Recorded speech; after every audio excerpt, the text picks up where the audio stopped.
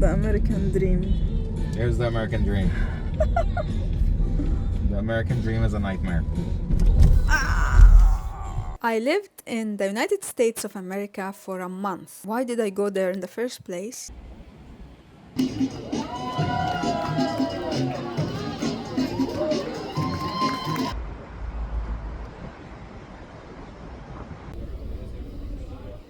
What is my impression visiting America for the first time in my life? Someone coming from the Egyptian background where every Egyptian is dreaming of stepping their foot in America, and I was finally allowed to get in. Am I going to live in New York? All this in this video. I'm Theresa Khalil, a writer, a documentary filmmaker. I spent most of my life in the Arabic world between Saudi Arabia and Egypt, and now I live in Europe, specifically in Croatia, Zagreb, the capital. I decided to go to America. Why? Why did I decide this? I decided because I wanted to attend a Joe Dispenza retreat, and this is coming up on the channel where I will share my experience spending a week in Washington in the retreat number 60 of Joe Dispenza. I have a healing story with Joe Dispenza, that's why I went. So I'm not going to share my healing story, but I'm going to share my experience in that week in a coming video.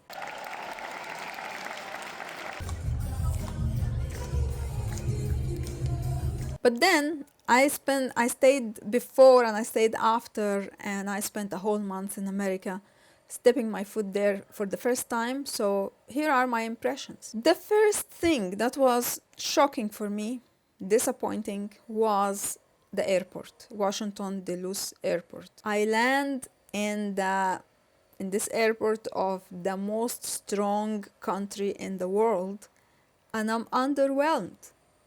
It was no difference from Egypt, Cairo airport, especially as I was coming from Vienna International Airport, where everything is automized, everything is super clean, there is Mozart in the background playing.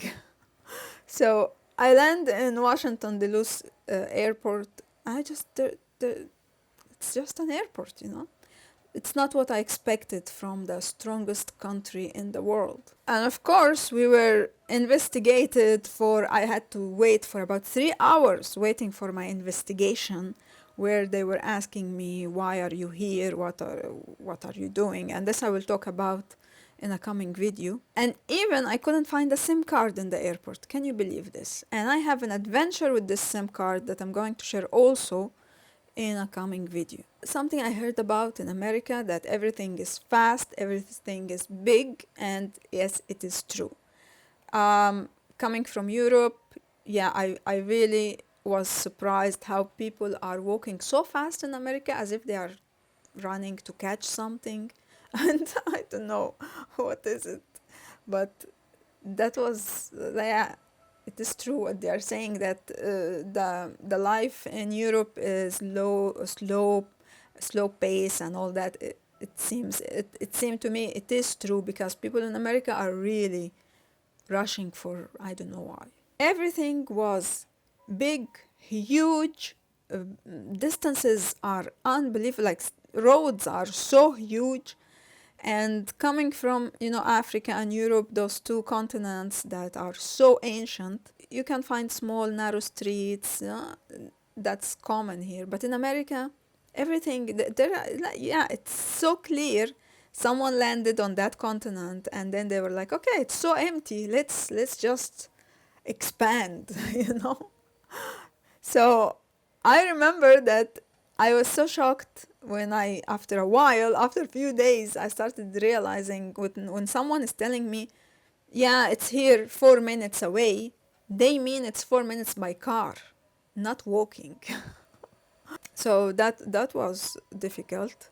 And everything in America was, for me, new. It's a different continent. So and it's a far continent. So yeah, they had their own. I will share this in coming videos, but they had their own. I had to learn all the time something new. I spent in America a month between Washington Philadelphia, New Jersey, and New York. So that was my tour. And when I landed in Washington, I was so surprised that there are many black people. It's not about racism, but I was expecting, because the American president has been and still white, with one exception, Obama.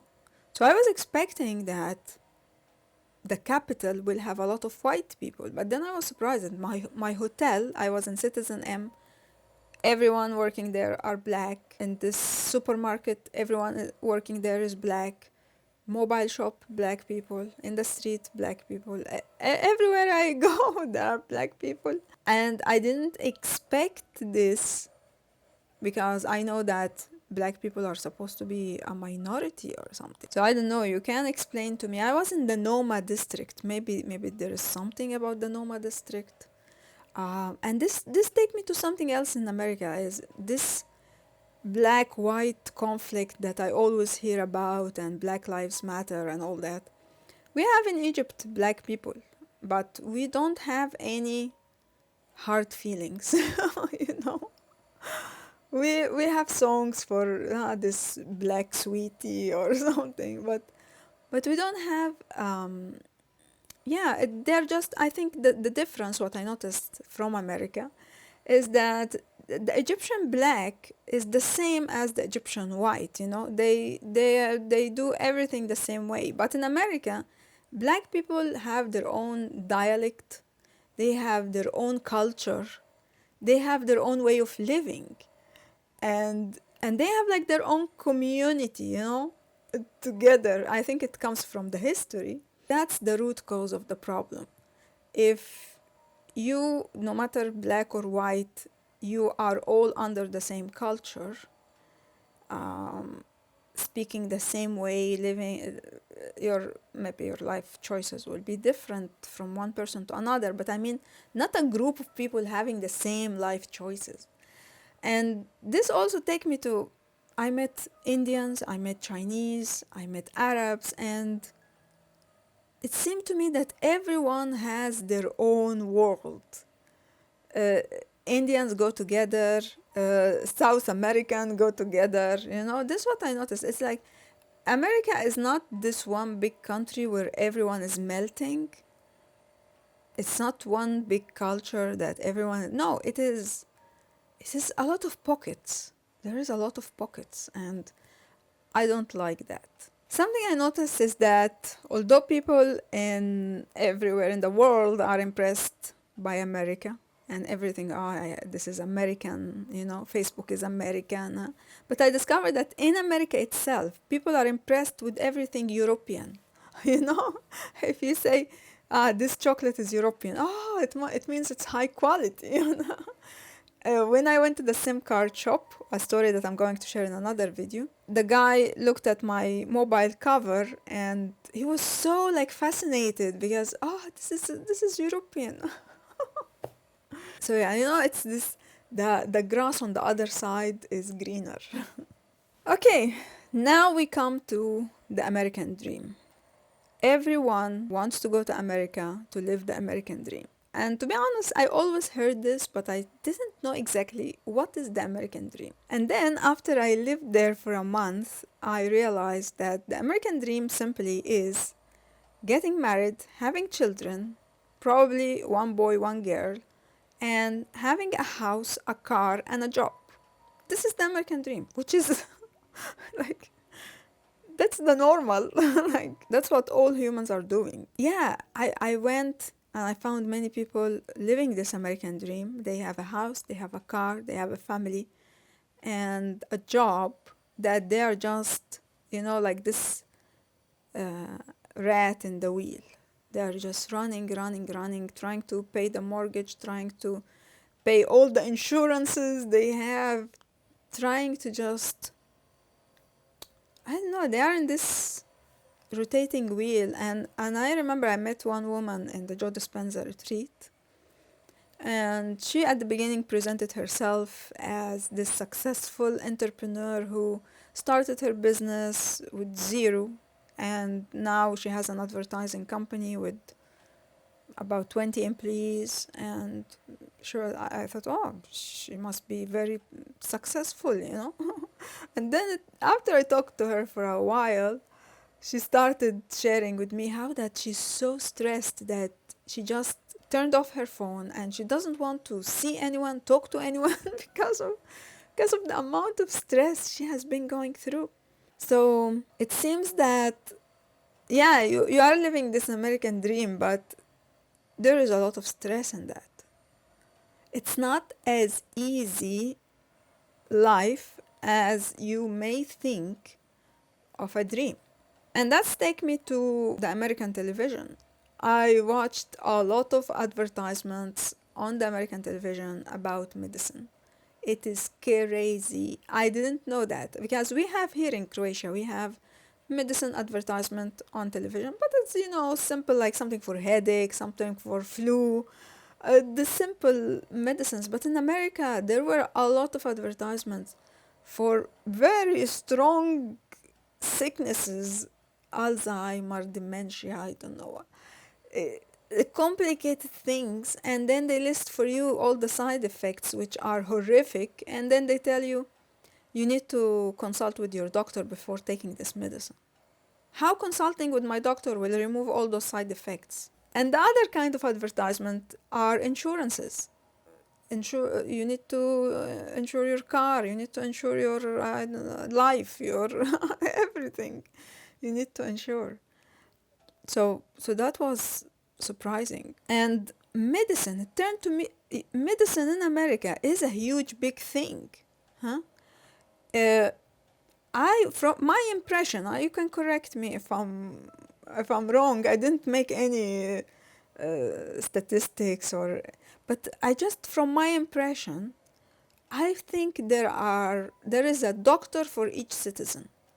The amount of medical facilities that are there, it's around every corner, and majority of the people are working in the medical sector. You know, like, this is crazy. I was talking to a young boy who's like, you know, about to go to university. I was like, oh, what is your dream? Like, what do you want to be what do you want to study? And he said, I want to be a radiologist. I never heard this in my life. Someone who is dreaming of becoming a radiologist. I said, why? Why would you want to be that? And he said, because it pays very well.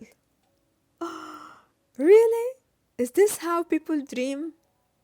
You dream not by what you like, what you enjoy in life, but what pays more. And it's something related to medicine, which is not a surprise. And like when you go in a pharmacy, for example, you will find advertisement for the vaccine. Did you take your vaccine today? How is that even possible? Like, how can you mix medicine and marketing at the same time? Medicine is supposed to be a necessity when you need it. It's not something to advertise for. But yeah, but it seems it's a big thing there. I was passing by, I think, on my way to Philadelphia, and I saw this AstraZeneca building. It's huge. It's a huge construction. So you can imagine the amount of people who are working there or benefiting from it. So yeah, and this, of course, connect to the junk food. Before I go to America, I made sure that I book my hotel near Whole Foods because it was a dream of mine to go, and you know, I always buy organic and I care for healthy living. So it was important for me to be near Whole Foods. Turned out that it was 4 minutes by car. But anyway, when I couldn't go to Whole Foods and I just go to a supermarket, you will see all the cupcakes and dyed foods and huge chips and pips and all the chocolates that when I was in Saudi Arabia, I grew up eating all those American sweets.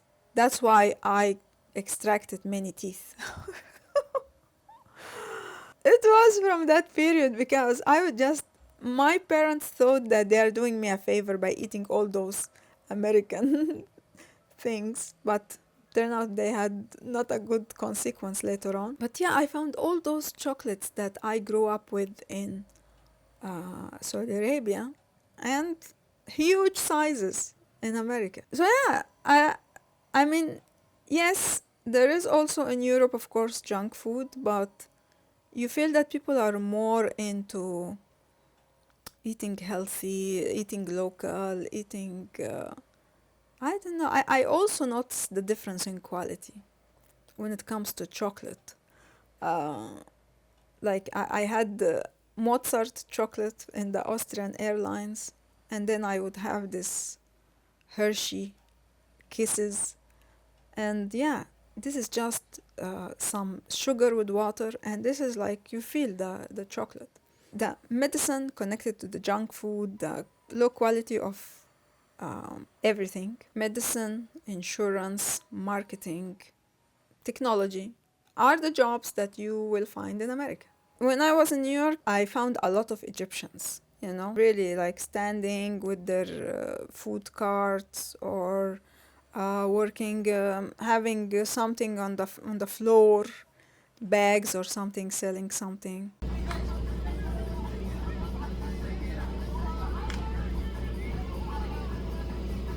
I just couldn't get it. Like, you are going to America to sell some bags in the street. And why would America open its door for someone to do such, I would say, useless job? And this take me to other people who I found they go to America just because they can. Like, someone has a relative and they can apply for them and they just come. And they have they know zero English, they're living in a bubble. It's like a prison. And why would America open its door to something like that? I don't get it, to be honest. I don't know why. Well, like, if America or any country, I'm talking about any country, if this country is like a company, wouldn't you need someone to apply with a good CV? If you are opening the door, why would you take someone that will just come and put illegally some bags on the floor to sell, or some sandwiches? And I know that so far all what I said seems to be negative. There must be a reason why America is one of the most powerful countries in the world. And in my opinion, it is everyone wants to go to America because it is the land of opportunities, as they say. So, for example, I was in New York, and there are many people who go there because they are dreaming of, if they are artists or writers, or, they want to reach the world. And this is what America provide for you.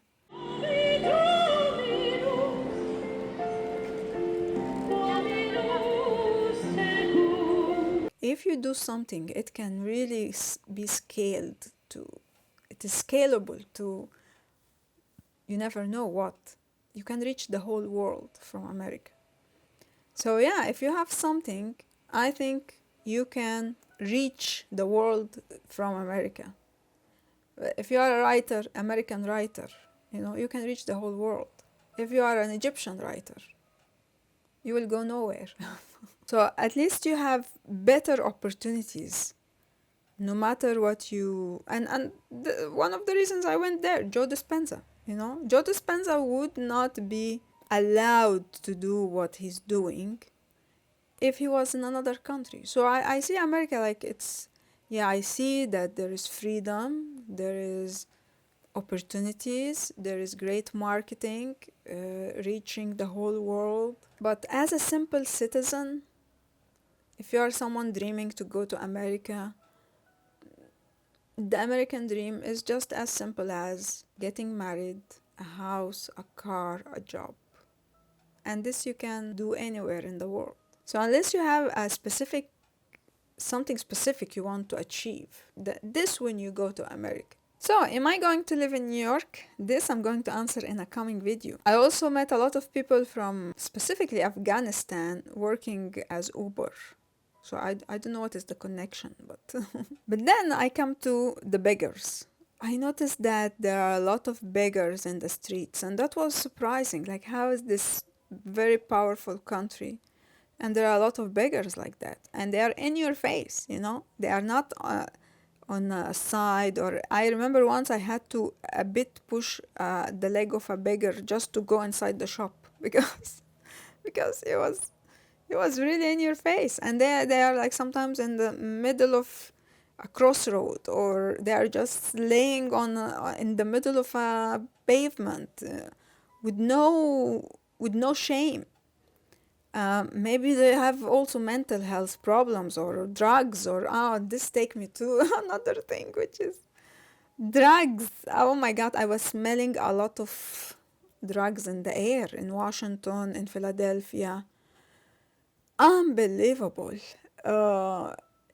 It reminded me of Amsterdam. Something else I noticed in America is the compliments. I would be walking in the street and someone was screaming at me, "I love your dress." And another one was like, "Oh, that's a great dress," you know?